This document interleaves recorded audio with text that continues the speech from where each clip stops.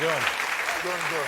Well, I want to tell you something. You guys had a tough way to go to get to the finals, and then after you go to Los Angeles, and I pointed it out to everybody, the problem is you guys are from Pennsylvania, and a lot of you guys are just coal miners, and you get out there in Hollywood, and you're dazzled by the stars and the bright lights and the courtside beauty of Miss Diane Cannon, and what chance do you have? And then, all of a sudden, you win the first game, and I thought, oh my God, here we go, here we go. Was that like a special feeling? Did you think maybe we can get this done after all? Yes, I think going to LA, we knew that we have a chance to pull one away from them and come home and fight our way out and trying to close the series. Yeah, yeah. And we did that. It seemed to me like...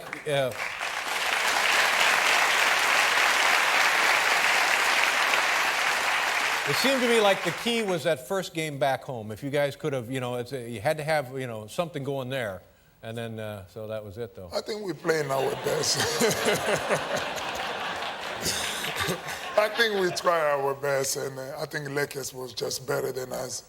They play so much better, and Shaquille O'Neal kind of dominate the game. Yeah. Now, wait, is that going to be that way for the next 5 or 6 years? Is it just going to be the Lakers every year, or can your team beat them next year? Who knows, Yeah. Like, on the past, we have Chicago, we have the Lakers, we have Boston. Mm-hmm. Now is the Lakers' time, but who knows next year, maybe it can turn around to somebody else. We can come back and try to challenge them again. Yeah. What about this notion that Michael Jordan is coming back? How, if he comes back and if he's competitive, how does he then with his team fit in with the 76ers and the Lakers? Where does he, is that going to work at all? First, you want my point of view? Yeah. I don't think it's a good idea for him to come back. And why is that? I think I admire the guy so much. He has done so much for the game. Also, he has done so well for himself in corporate America. And by him taking his suit off and to come back and trying to play the game, I don't know what else does he need to accomplish, well, because you're absolutely he have right. accomplished everything he wants. Yeah. Let me ask you about...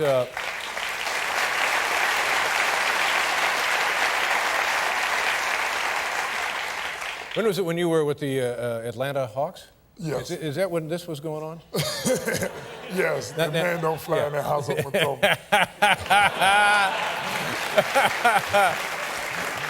And this was after a blocked shot is when this would happen? Yes. And you got a call from the league one day? I got a call. I think we play against Boston, and I have like a 12 block shot, and Rick Pitino, who was the coach by then, didn't appreciate the way I was waving my finger to his player. But I like that because it's a very subtle kind of, but very meaningful taunt. It is a taunt, isn't it? It's a reminder. Just let the guys know that please don't come in my house. Please let me know before you come. Very effective. And they said, don't do it anymore? One day the league called, they say you can't do it no more, otherwise you get the technical foul. Yeah. When you get 2 technical fouls, you get throw out the game. Yeah. Because you were hurting people's feelings? Is that what this was? They say I was just embarrassing them in national TV. And let's talk about Allen Iverson. Oh, my goodness. Now, before you came to the Sixers, what was your impression of him when you were not a teammate? I have some question in my mind. What was be like playing with him, despite all of these things was going on in the media they were saying about him. But when I went there and I got a chance to know him, he's a very special guy and a great family man and a great worker. He works very hard and he do whatever it takes to win. You could just...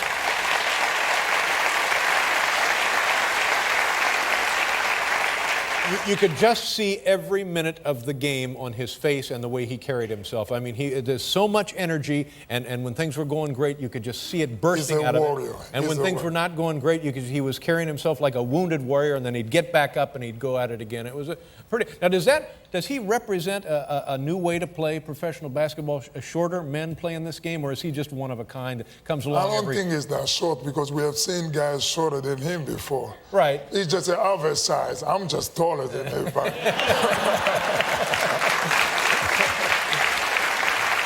But can dunk on everyone. Will the team more or less be back together? Is everybody splitting up? Is Coach Brown returning? What's going to happen there?